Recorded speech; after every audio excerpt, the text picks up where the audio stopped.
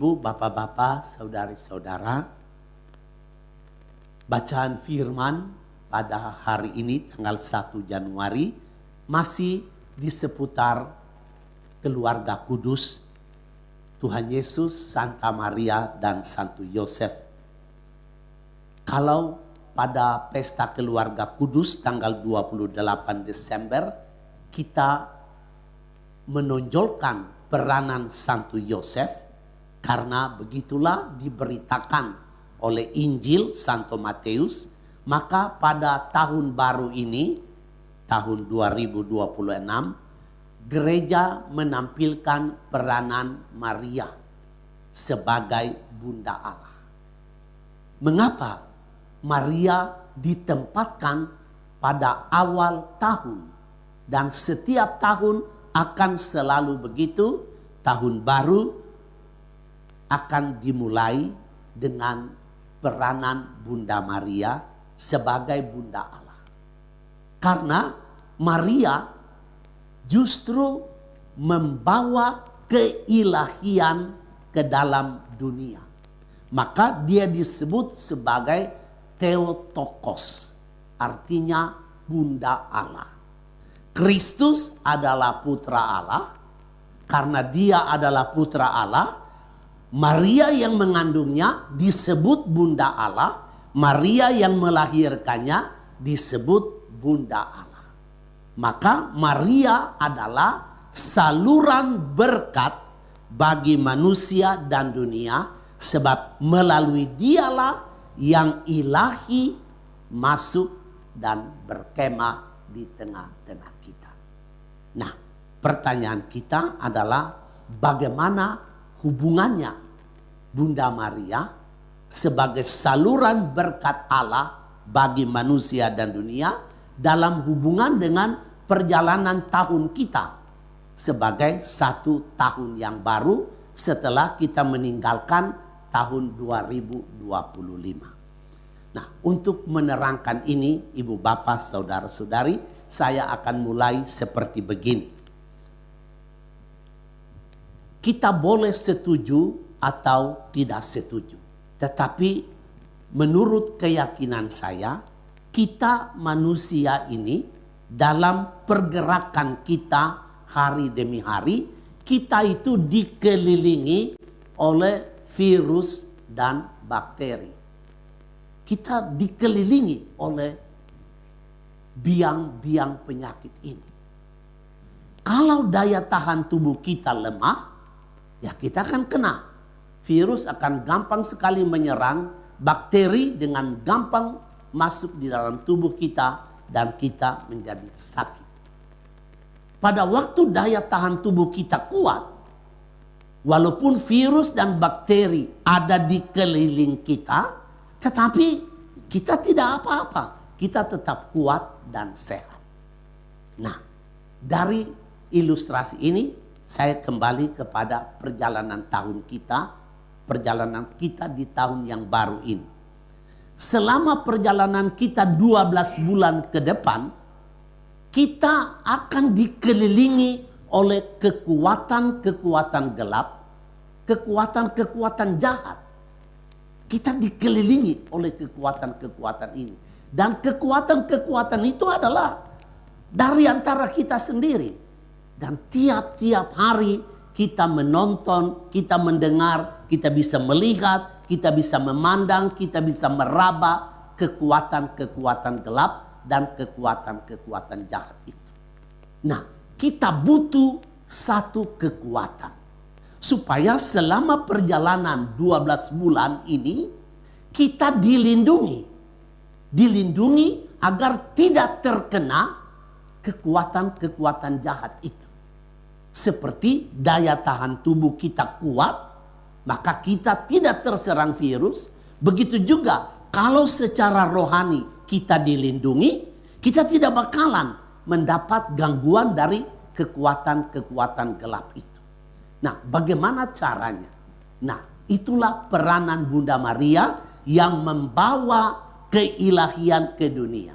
Kita minta yang ilahi itu supaya menciptakan satu lingkaran berkat. lingkaran berkat ini menjadi kawasan hidup, menjadi kawasan bebas dari kekuatan-kekuatan jahat, dan kita mesti berusaha untuk tetap tinggal di dalam lingkaran berkat ini. Pada waktu kita keluar dari lingkaran berkat itu, itulah saatnya kita dimangsa oleh kekuatan-kekuatan jahat dan kekuatan-kekuatan gelap itu. Dia ada di keliling kita, tetapi dia tidak mampu menembus lingkaran berkat itu. Tapi kalau kita sendiri, karena kita punya kehendak bebas, kita mau keluar dari lingkaran berkat itu, karena mungkin kita pikir, di luar sana jauh lebih baik daripada tinggal di dalam lingkaran berkat. Nah, itu kita akan dimangsa. Nah, pertanyaan kita berikut adalah, lingkaran berkat itu seperti apa?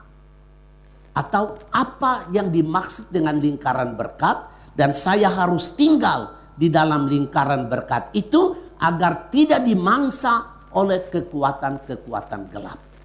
Nah, lingkaran berkat itu adalah satu rasa takut akan Tuhan. Kita mesti takut akan Tuhan. Takut akan Tuhan itu tidak berarti bahwa Allah itu bengis, Allah itu lalim, bukan. Kita takut akan Tuhan artinya ada satu takwa yang berdaulat. Ada satu kepatuhan, ada satu ketaatan yang berdaulat penuh kepada Allah. Dan dengan takut akan Tuhan, maka kita tidak akan melakukan hal-hal yang berlawanan dengan kehendak Allah. Ini lingkaran berkat yang pertama. Kalau kita tidak takut akan Tuhan, tentu kita akan bebas melakukan apa saja semaunya kita. Nah, ini hidup berdasarkan perasaan, hidup berdasarkan hawa nafsu. Tetapi kalau kita takut akan Tuhan, kita akan berjalan menurut kehendaknya. Lingkaran berkat yang kedua adalah lorong-lorong Tuhan. Tuhan memberi kepada kita lorong-lorongnya, dan dia katakan kepada kita, ikut lorong ini. Di lorong ini engkau aman, di lorong ini engkau nyaman. Tetapi tetap lagi manusia punya kehendak bebas, mau cari lorong-lorong yang lain. Nah, justru lorong-lorong lain itulah yang menjerumuskan kita kepada kekuatan-kekuatan jahat dan kekuatan gelap itu. Kita mesti mengikuti lorong-lorong Tuhan. Dan namanya lorong itu berarti bukan jalan aspal, yang jalan tol yang lebar. Selalu sempit lorong itu. Maka banyak orang tidak suka ikut lorong itu karena sempit. Tetapi itulah jalan keselamatan. Yang ketiga, lingkaran berkat yang ketiga adalah teguh berpegang kepada perintah-perintahnya. Perintah Tuhan pendek sekali, hanya 10. Undang-undang dasar terlalu banyak. Kalau diurai lagi di dalam peraturan-peraturan pemerintah, wah, banyak sekali peraturan-peraturan dan kita tidak ingat lagi. Ya, kecuali mungkin jaksa, polisi, dan hakim, mereka ingat baik-baik ini. Pasal berapa, pasal berapa. Tapi kita tidak. Peraturan Tuhan hanya 10. Dan kita semua tahu itu. Nah, berpegang teguh saja kepada perintah itu, dan hidup kita akan nyaman, hidup kita akan aman. Nah, itulah lingkaran berkat yang Tuhan berikan kepada kita, dan baiklah kita tinggal di dalam lingkaran itu agar tidak dimangsa oleh kekuatan-kekuatan gelap. Yang kedua, apa yang kita mohon sebagai berkat untuk kita di tahun yang baru ini? Saya pikir bahwa kalau kita menonton, kalau ya saya sering suka nonton iNews dengan apa itu, Rakyat Bersuara. Saya juga suka nonton ILC. Juga suka nonton Catatan Demokrasi. Dan suka nonton debat-debat yang lain. Nah, kalau saya nonton itu dan saya merenung, saya pikir orang-orang yang tampil di situ wajahnya pada garang-garang gitu. Teriak-teriak dengan garangnya. Saya pikir kalau kita minta berkat Tuhan selama tahun 2026 ini, kita mohon supaya jangan ada orang garang-garang lagi. Supaya ada damai di dalam keluarga kita. Suami jangan garang-garang. Istri juga jangan garang-garang.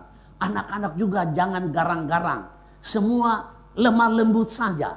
Itu yang kita minta dari Tuhan sepanjang tahun ini. Supaya ada damai di dalam rumah, damai di dalam keluarga kita, damai di tengah-tengah masyarakat.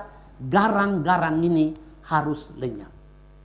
Nah, bagaimana cara garang-garang ini lenyap? Kita mohon kebijaksanaan, hikmat ilahi dari Allah yang hadir di tengah-tengah kita, menguasai siapapun juga. Sebab hikmat dan kebijaksanaan itu menuntun kita di jalan yang benar, di jalan yang baik.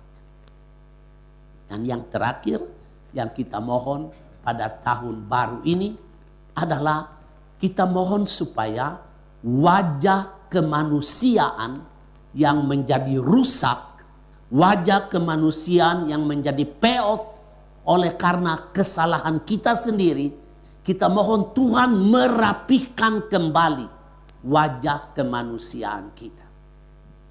Bagaimana terjadi bahwa wajah kemanusiaan itu ternoda, terluka, tidak apik, menjadi peot? Karena antara kenyataan dengan firman Tuhan ada kontradiksi yang luar biasa. Dan kita nonton ini setiap hari. Tuhan berfirman tentang keadilan, tetapi kenyataannya kita melakukan ketakadilan. Tuhan berfirman tentang rasa aman, tetapi kita menciptakan keonaran. Tuhan berfirman tentang damai, tetapi kita menciptakan permusuhan. Nah, ibu bapak, hadirnya ketakadilan, hadirnya permusuhan, hadirnya kebencian, hadirnya dendam, ini menciptakan noda dan luka pada wajah kemanusiaan. Nah, kita mohon supaya Tuhan berkenan selama tahun 2026 ini merapihkan kembali, membuat apik kembali wajah kemanusiaan kita dengan cara menghadirkan keadilan, menghadirkan kebenaran, menghadirkan orang-orang dengan hati yang lurus, menghadirkan orang-orang yang tidak bernoda, yang tidak bercela, menghadirkan orang-orang yang bijaksana. Nah, dengan hadirnya keadilan, hadirnya orang-orang yang lurus hati, hadirnya orang-orang yang bijaksana, hadirnya orang-orang yang cinta damai, ini akan membuat hidup kita aman dan nyaman. Semoga tahun 2026 ini berkat Allah berlimpah-limpah turun dalam diri kita, dan kita semua harus berjuang untuk tetap tinggal di dalam lingkaran berkat ini, supaya kita tidak menjadi korban atau dimangsa oleh kekuatan-kekuatan gelap. Amin.